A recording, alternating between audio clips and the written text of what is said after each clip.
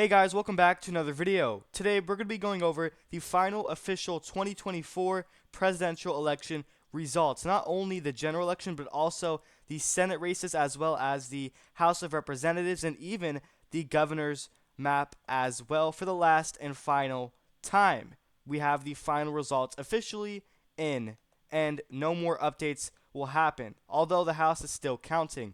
But it is clear that the Republicans have the advantage. But before we get started with the three major races, make sure you guys are subscribed, click the bell so you don't miss on my content, press the like button, share this video. Don't forget we have memberships. You can find links to that in the description section if you are interested. So let's begin with the general election. For the final results, as you can see right here, there were a few typical solid blue states that are no longer safe Democrat and now shifted towards the battleground state column. For example, Illinois went to Biden in 2020 by about 19%, and this time around it only went to Kamala Harris by just about 8 percentage points. That's a likely margin, so we can fill Illinois likely for Kamala Harris for the official percentage. As you can see right here, the margin is just about 8 points, and 93% of the estimated vote is in. Nothing really is going to change.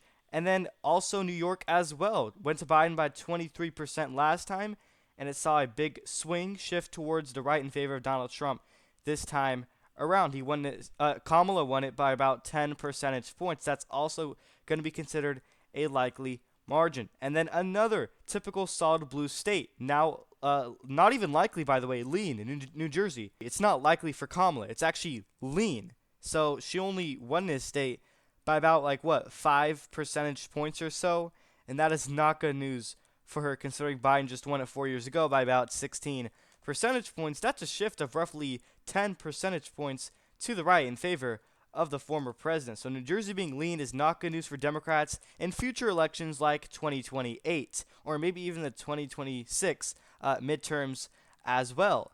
And then we move on towards the real battleground states, starting off with Nevada. So Donald Trump, for the final results, will win it by a total estimated margin of 3 percentage points, with more than 95% of the estimated vote is in. The final margin for Donald Trump is 3%, a lean margin in the state of Nevada. He will win it by a greater margin than George W. Bush did in the 2004 presidential election. And by the way, let's quickly take a look at the overall popular vote nationally, nationwide. Donald Trump will win it by a total margin of 2.5 percentage points when it's all said and done for the final results. He received more votes than his 2020 margin, by far for the most for any Republican, by nearly 75 million votes. It will be 75 million votes when all the votes are counted, and Kamala Harris at 71 million votes. So as of right now, he will receive roughly 4 million more votes than Kamala Harris did overall. So the Democrats arguing that the Electoral College should be abolished. I think you should withdraw from that claim because you couldn't even win the national popular vote this time around. And then as for Arizona, for the final results, 91% in, it's not going to change at all. Donald Trump will win this state by about, as you can see right here, 6 percentage points. I slightly underestimated him as I thought he would only win Arizona by 2.5, but he actually won it by a likely margin. It wasn't even lean. And Arizona is supposed to be a very, blue state in the future. Right now, Donald Trump won it by 6 points. But as far as the Senate goes, that's a completely different story. Democrats did pretty well, but Arizona is actually not lean. It's actually likely for the former president, not looking good for Democrats. And then you have the state of Texas. It wasn't even likely. It is solid red for Donald Trump. He won it by double digits by about, as you can see right here, 13 percentage points with roughly greater than 95% of the estimated vote total is in. So the final results in Texas is solid red for Donald Trump. I had it likely, so that surprised me, and Florida did as well. Donald Trump will win Florida by about 13%. Same margin, similar with the state of Texas, as you can see right here, getting both 56% of the vote in both of those two states. So Florida and Texas were very similar on how they pretty much voted. 95% and actually more than that. And Donald Trump will win Florida with the final results by a solid red margin. This state pretty much is lost for the Democrats in the future, especially. And then as for the state of Georgia, very important for Donald Trump. He flipped it, greater than 95% of the vote is in. The final results in this state is Donald Trump will win Georgia by a lean margin of a little bit over 2 percentage points. That's actually exactly spot on with my final margin estimate prediction. I had him winning it by around 2 points as well. So that's the final result in the state of Georgia. And then you have the state of North Carolina. When all said is done, greater than 95% of the vote is in. Final result is Donald Trump will win the state of North Carolina by a little bit over 3 percentage points, similar to his 2016 margin in the state. That will be considered lean. And then you have the state of Virginia, which, by the way, New Jersey voted to the left. New Jersey voted to the right of Virginia, which really shocked me, was not on anybody's radar, that New Jersey voted to the right of, Virginia. I was not expecting that whatsoever. But the final results with greater than 95% of the estimated vote total is in. Kamala will win this state by about 6 percentage points, considered a likely margin. Donald Trump actually underperformed my expectations in the state of Virginia. I really thought it was going to be closer than that. I think that was actually probably the more bluer states for Kamala Harris. I think a lot of people expected it to be closer than 6 points, but she's going to win it by a likely margin. So it will be a voting to the left, further left of New Jersey, which shocked everybody, and then Minnesota. Kamala Harris, for the final result, will win this state by about 4 percentage points, a lean margin with greater than 95% of the vote total is in. So she will win Minnesota by just a lean margin, 4%. For the final result, Wisconsin, Donald Trump will win this state by under a percentage point, just a tilt margin, as you can see right here, roughly 0.9 or 0.8% in the state of Wisconsin. Very important flip for him. And then Michigan as well, he will win the state by about a little bit over 1.5 percentage points, as you can see right here. So Michigan actually voted to the right this time around than Wisconsin, which in 2020 it was basically the total opposite. Wisconsin actually voted to the right of Michigan, so that also caught me off guard. So Michigan is lean for Donald Trump. And then Pennsylvania, Donald Trump will also win the state by about almost around 2 percentage points, 1.9%. So Pennsylvania actually voted to the right of, I believe, both of these Rust Belt states. Pennsylvania voted to the right of Michigan and Wisconsin this time around. That does not really surprise me at all, as he was shot in Butler County, Pennsylvania, obviously. So I believe that really driven high turnout for Donald Trump. So Pennsylvania will be lean for the final results for Donald Trump by almost 2 percentage points. By far voted to the right of any other Rust Belt states. And then New Hampshire, the final state, Kamala will win it by almost 3 percentage points, a little bit under 3 points, with 95% of precincts reporting. That's going to be considered a lean margin for the vice president, which will soon be the former vice president when J.D. Vance does replace her. So the final results is 312 electoral votes. This is the final electoral map with all the margins included in the 2024 presidential election. There were a lot of surprises that shocked me. Michigan voted to the left of Wisconsin. New Jersey voted to the right of Virginia. Extremely shocking. New York was decided by just 10 percentage points, and Arizona was actually likely. I did not expect those things at all. So 312 to 226, and those of you who know, I correctly predicted every single state. This is the exact map I predicted 312 and 226, but some of the margins were off, obviously. And then we take a look at the Senate. Moving on to the Senate races, Republicans have flipped control with 53 seats to the Democrats' 47 seats.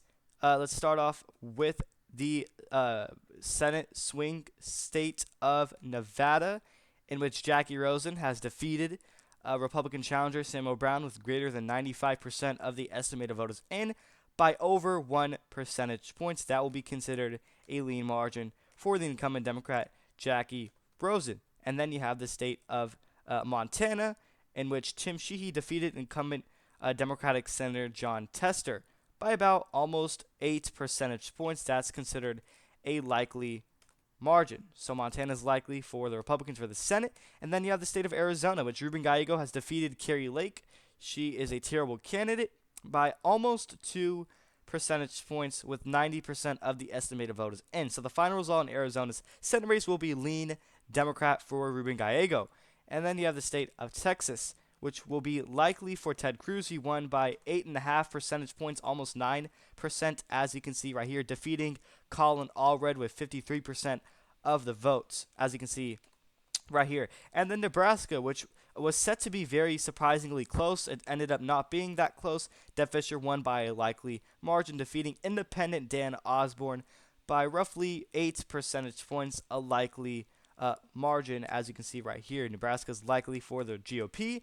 And then Wisconsin Senate race was very, very close. Tammy Baldwin almost lost. Eric Hovde almost won. But did he win? Not real. No, he did not. And so Tammy Baldwin will win by about 1 percentage point. So Wisconsin Senate race will be tilt Democrat. And then Michigan's Senate race will also be tilt blue for Alyssa Slotkin. Mike Rogers almost defeated her, but did not quite do that. So she will win by actually 0.5 percentage points, or actually 0.4%, as you can see right here. So Michigan's Senate race is actually closer than Wisconsin, even though they're pretty much both close, decided by tilt margins of under a percentage point.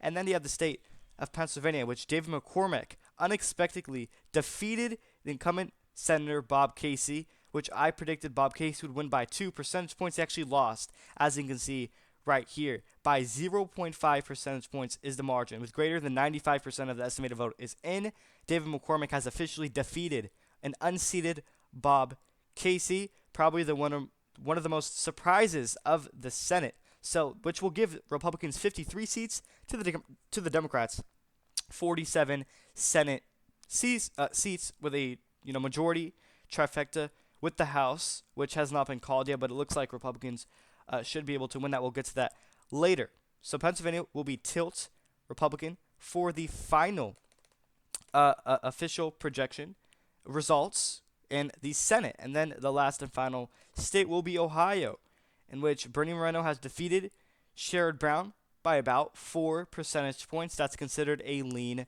margin. Should not be too shocking at all. So there you guys go. This is the final Senate map with the official results. No more updates. This is the final results. And the same thing goes for the general election map. And then lastly, we actually take a look at the governor's race and then the House really quickly. North Carolina, Josh Stein won. I correctly predicted he will defeat Mark Robinson, but instead of the 15% that he won by, I thought he was going to win by 8, so slightly closer than that. But that's actually a safe Democrat margin for the governor's race. Mark Robinson was just a terrible candidate facing a lot of scandals, and he said some ridiculous, questionable things. And finally, the House, 216 so far to the Democrats, 209. But when things are all said and done, it looks like the Republicans will win a trifecta. Let's review some of these House races really quickly. Mary Patola is losing that House race. I thought she was going to win, but I'm wrong. So she's going to lose by 4 percentage points from Alaska.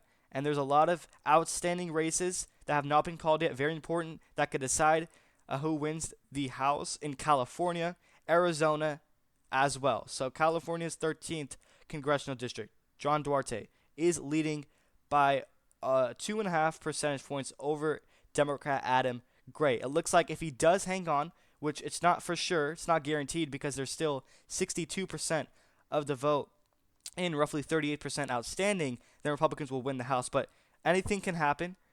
California takes a long time to count the votes. As you can see right here, just 64% in, and Josh Harder is leading as a Democrat by over 2 percentage points in California's 9th congressional district.